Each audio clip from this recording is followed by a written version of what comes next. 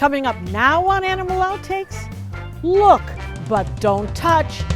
We visit with one of the most iconic birds in Florida, a place where humans get a chance to get up close to a free-roaming flock of flamingos. Plus another bird recognized for its Florida roots, the pelican.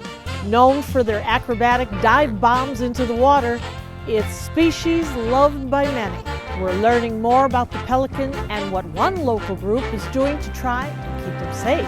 And later in the show, another Florida favorite, the manatee. This time of year, we catch up with hundreds of these gentle giants while they stay warm, thanks to a little human help. This and much more straight ahead on Animal Outtakes.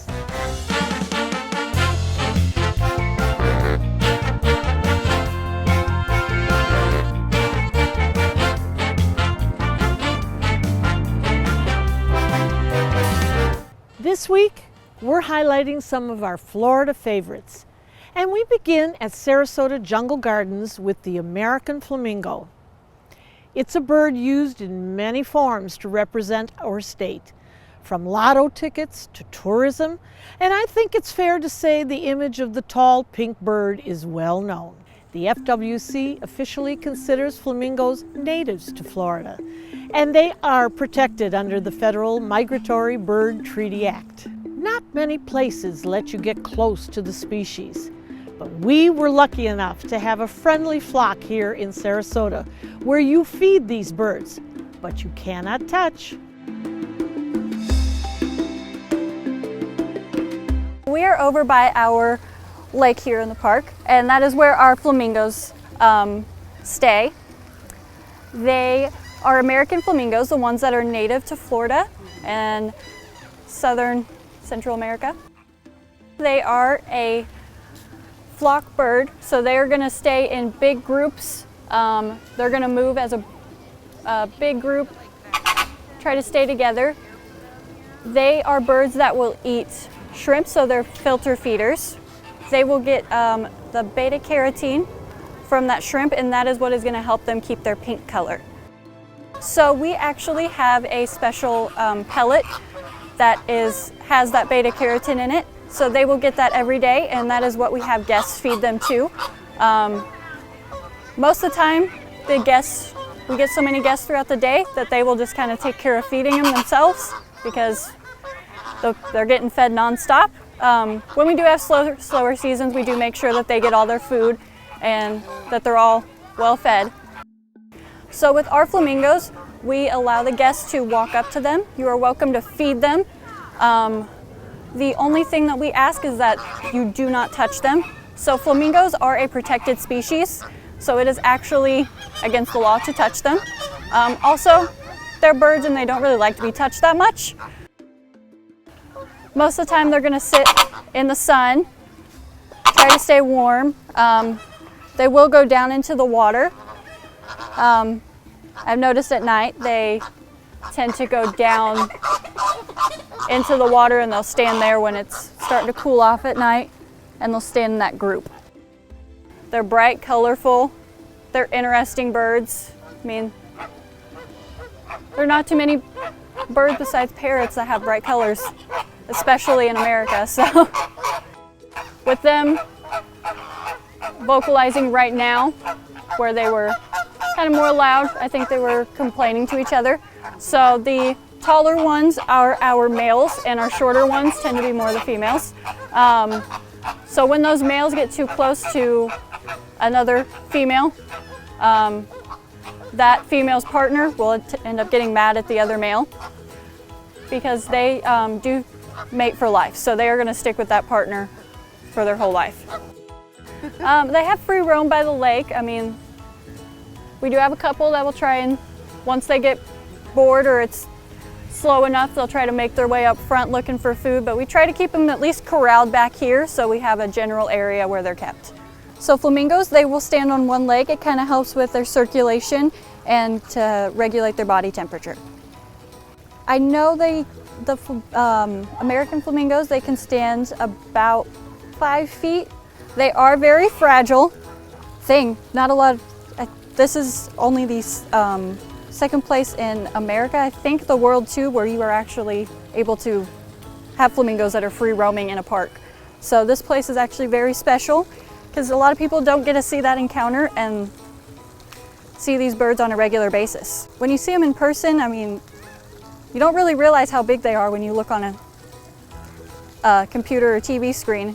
Once you get in person and you see them, they're a lot bigger. Helps people have a better understanding of them. All the other birds kind of hang around trying to get food from our flamingos. They know that our flamingos are well fed, so they're going to try to get all that food too. I think they know that the flamingos run the place. For more about how to visit the flamingos at Jungle Gardens, you can go to their website at sarasotajunglegardens.com. And now we head a little bit north to Palmetto, Florida, where we catch up with Friends of the Pelicans. They're a nonprofit who works to protect the rights of all birds to live free from harm due to fishing line entanglement. Rescuer Kim Begay tells us what's so special about this Florida icon. The brown pelican is an ancient species, believe it or not, that dates all the way back to 30 to 40 million years ago. Isn't that incredible? And they were here about 35 million years after the dinosaurs went extinct. And they've hardly changed in that time. So it is a species of bird that is related to the shoebill and some other, kind of bizarre looking birds that have very distinctive bills with a very large hook on the end. And they're the iconic bird of Florida. I think when everybody thinks of Florida, they think of pelicans soaring, and they have a very important role in our ecosystem. They eat, a lot of fish, and also they do provide food for the higher up birds, unfortunately. So they're a very important part of the food chain, and they're an indicator species. So if they start getting sick a lot, that's an indication that there's something wrong with our water quality. So it's important to monitor the health of pelicans. Pelicans dive from as high as 60 feet up, and they dive as fast as 35 to 40 miles an hour when they go in. And they have incredible vision that can see the fish from very high up. And they have these huge air sacs, which is why they're so big and fluffy looking. So when they slam into the water, the air sacs just make them pop right back up. And they have these incredible pouches that can hold 2.5 gallons of water. So they scoop up the water, and in that water are all kinds of fish if they dove in the right spot. And so what they do is they drain that water out, which is why they tilt their head kind of forward after they pop up. So the water drains out and they're left with the fish. And it's a myth that pelicans can eat large fish. They eat, not huge fish and not things like mackerel with sharp spines. They eat fish that are about 8 inches long, like finger mullet, not full-size mullet, finger mullet, red herring, and a lot of whitebait, or we call them greenbacks. So when they scoop into a school of greenbacks, they might get 25 greenbacks at once. But they're small and they get a lot of fish at once. They don't get huge fish. I've rescued full-time for the last 15 years, 7 days a week. Why do you do it? Because I am a native of Florida, and I was raised around birds and the ocean and wildlife, and I was raised to respect nature and to care for our wild birds and other animals, and it's just part of me. Florida is the fishing capital of the world, so that brings in people from all over the place. And we also have a huge population of seabirds and a lot of migratory seabirds too that come from other places. So that's a kind of a clash between two interests. We have people out here fishing all the time, and then the seabirds are in the same place. So unfortunately, they're both after the same thing, which is fish. So sometimes the birds get in the way, or the fishermen by accident, cast into them and they get hooked. So the number one cause of death of brown pelicans is fishing line entanglement and hooks, unfortunately. Also, I would venture to say it's the same for great blue herons. And when pelicans have a long amount of line hanging off them, like say people are fishing from a tall pier and they don't know what to do, so they cut the line and the bird flies away and they sleep or rest in the mangroves. They get completely tangled up and end up hanging. And if kayakers and bird rescuers like us don't go out and check those mangrove rookeries, they will hang there and slowly starve to death. It's really terrible. We rescue at least, I would say, 7 to 15 a day. Yeah, and not all of them have to come in for rehab, but several of them do, especially in the winter. And it's more important that we really try to get these birds with line hanging off, or especially long amounts of line during nesting season, because if one parent has to come into rehab or is seriously injured, there's a very high risk that that nest will fail, and then the chicks won't have two parents to care for them. The one parent will have to leave the babies, leaving them vulnerable to predation. A great blue heron might just come over and pick them off, or a peregrine falcon who is here in the winter, or any kind of other bird like crows, gulls. It's not an easy life for these birds. It is technically illegal to feed 2 birds in Florida, and that is the sandhill crane and the brown pelican. And the reason for that is they are both very easily habituated to people. So if you start feeding them, they're going to start following people around. The pelicans will get around fishermen, like right behind them when they're casting. So when they put the fishing pole back to cast, they're going to get hooked. When they catch a fish and bring it up, the pelicans will be right there. They get into a lot of trouble. So there's a reason for it, and there's a very good reason. So everybody needs to know that it is against the Florida Administrative Code to feed brown pelicans. Please don't feed brown pelicans fish scraps. It's a huge problem. When they get a filleted carcass with exposed sharp bones, what happens is they can't get it down, and it will get lodged, and also the sharp bones will penetrate the esophagus, causing a really serious infection. So not only will they not be able to swallow to get more nutrition, they can develop a life-threatening infection. And no feeding of filleted carcasses, please. If you want to clean your fish, please put the scraps into a lidded trash can. Because the brown pelican is part of our bird environment. They're the iconic bird of the Gulf states. They were getting wiped out by plume hunters, believe it or not, in the late 1800s. So they've really come back from the brink of extinction twice. So they were literally not even in certain Gulf states anymore, which is terrible. It's very important that we keep these birds where they belong. No birds is it okay for the population to be eliminated or down to a threatened status. The brown pelicans are an indicator species, and they're just here because they always have been and they always should be. We need to protect them.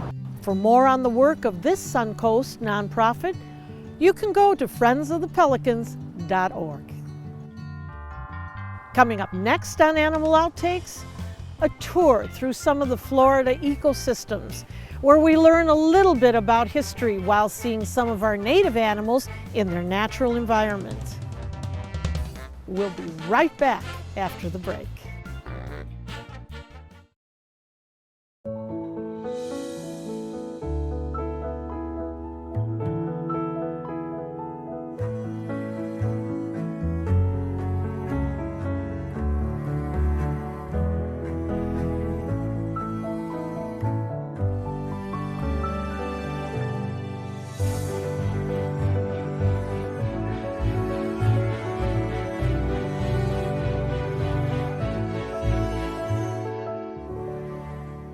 Every dolphin at Clearwater Marine Aquarium has an amazing tale. They're all rescues who have overcome challenges to survive and thrive. You'll be inspired by every animal story and unforgettable moments with them, including 2-year-old Apollo, our newest rescued dolphin.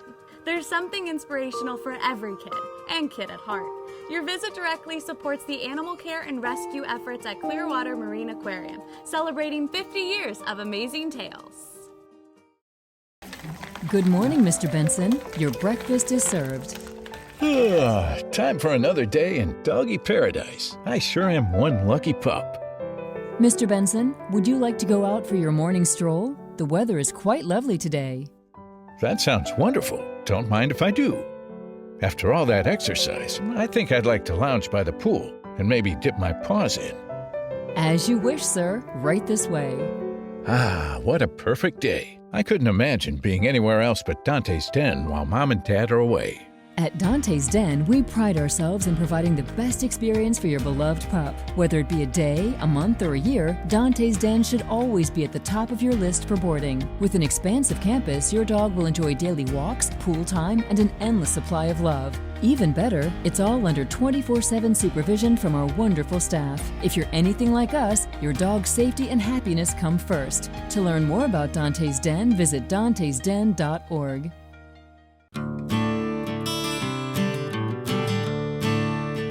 An ecosystem is a group of living and non-living things, all interacting with each other in a specific environment, and each has their own special purpose. And what better way to enjoy some of Florida's ecosystems than to explore them on a swamp buggy tour at the Babcock Ranch.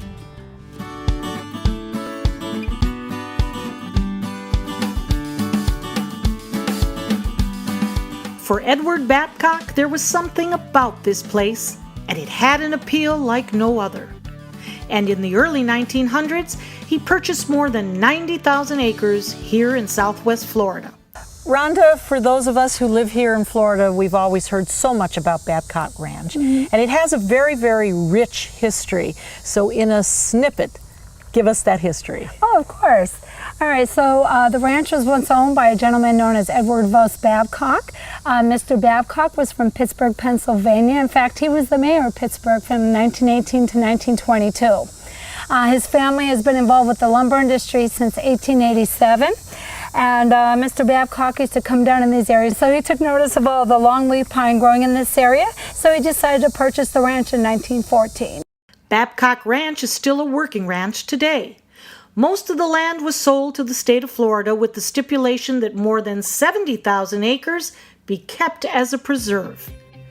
This agreement is one of the largest single land preservation purchases in Florida state history.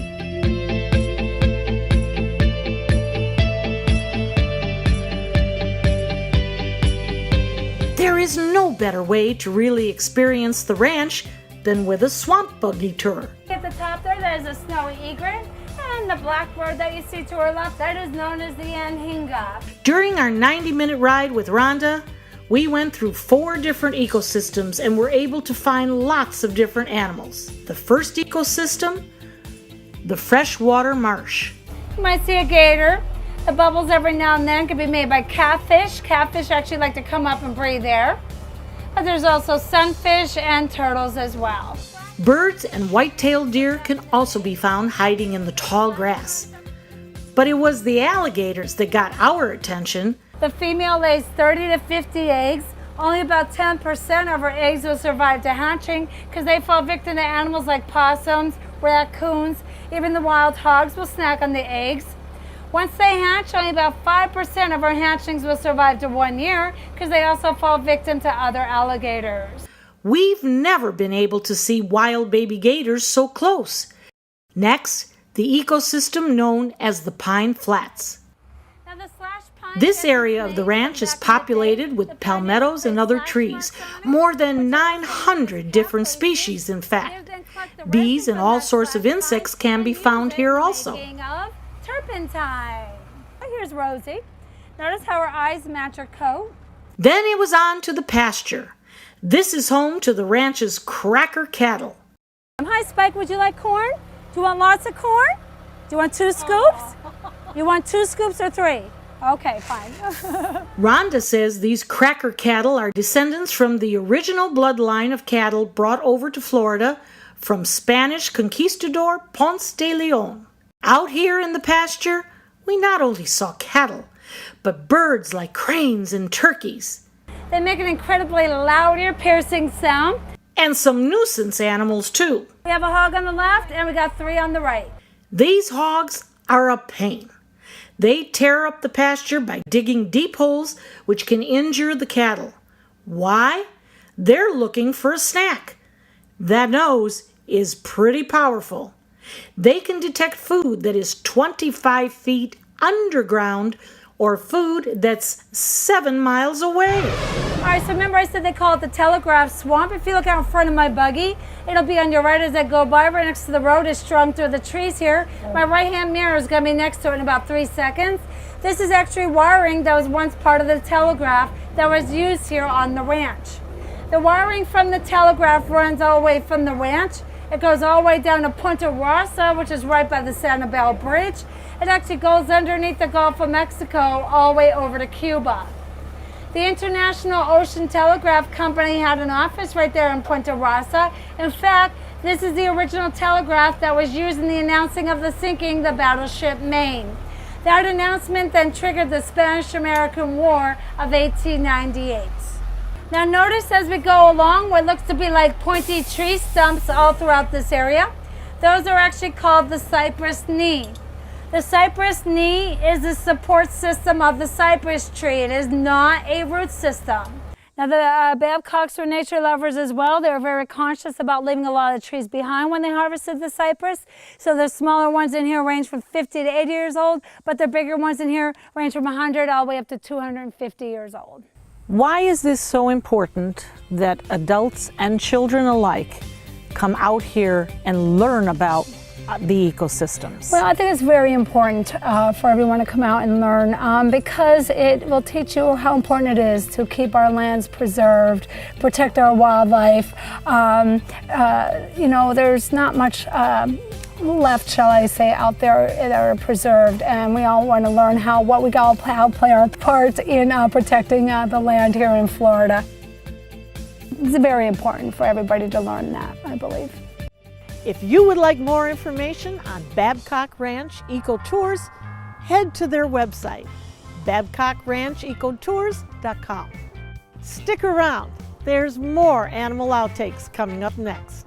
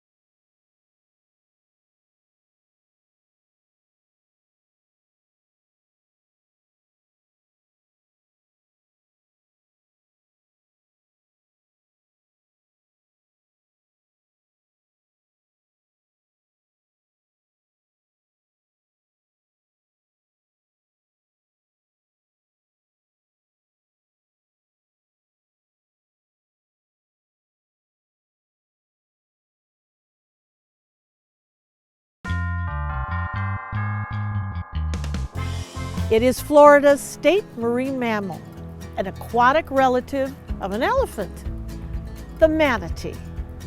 These gentle animals have no natural predators, but humans have played a huge part in putting manatees at risk.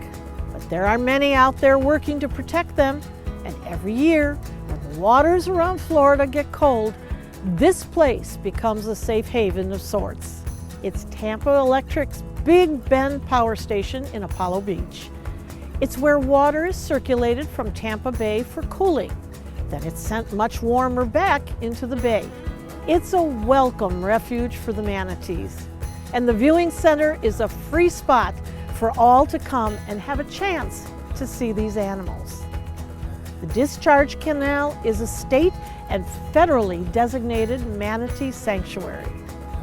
Officials say if the water gets below 68 degrees, you are likely to see the manatees here. You just have to be a little bit patient. And every once in a while, you'll see their snout pop up through the water to get some air. You can't help but smile. We'll be right back.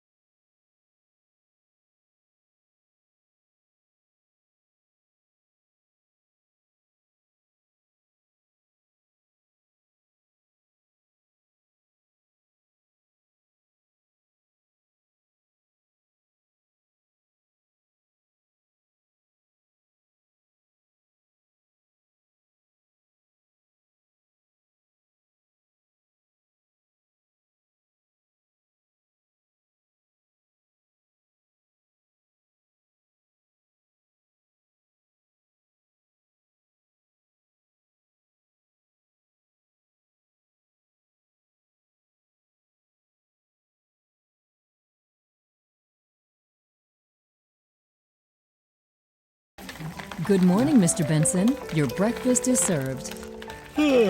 Time for another day in doggy paradise. I sure am one lucky pup. Mr. Benson, would you like to go out for your morning stroll? The weather is quite lovely today. That sounds wonderful. Don't mind if I do. After all that exercise, I think I'd like to lounge by the pool and maybe dip my paws in. As you wish, sir. Right this way. What a perfect day. I couldn't imagine being anywhere else but Dante's Den while Mom and Dad are away. At Dante's Den, we pride ourselves in providing the best experience for your beloved pup. Whether it be a day, a month, or a year, Dante's Den should always be at the top of your list for boarding. With an expansive campus, your dog will enjoy daily walks, pool time, and an endless supply of love. Even better, it's all under 24/7 supervision from our wonderful staff. If you're anything like us, your dog's safety and happiness come first. To learn more about Dante's Den, visit dantesden.org. Animal Outtakes is produced by Dante's Den Foundation, a nonprofit group dedicated to creating the best life for dogs. If you would like to learn more about Dante's Den, donate, or volunteer, visit our website, dantesden.org. We hope you had fun and learned a thing or two along the way. And we'll be back here again next week with even more animals and some engaging encounters. Until then, thanks for watching.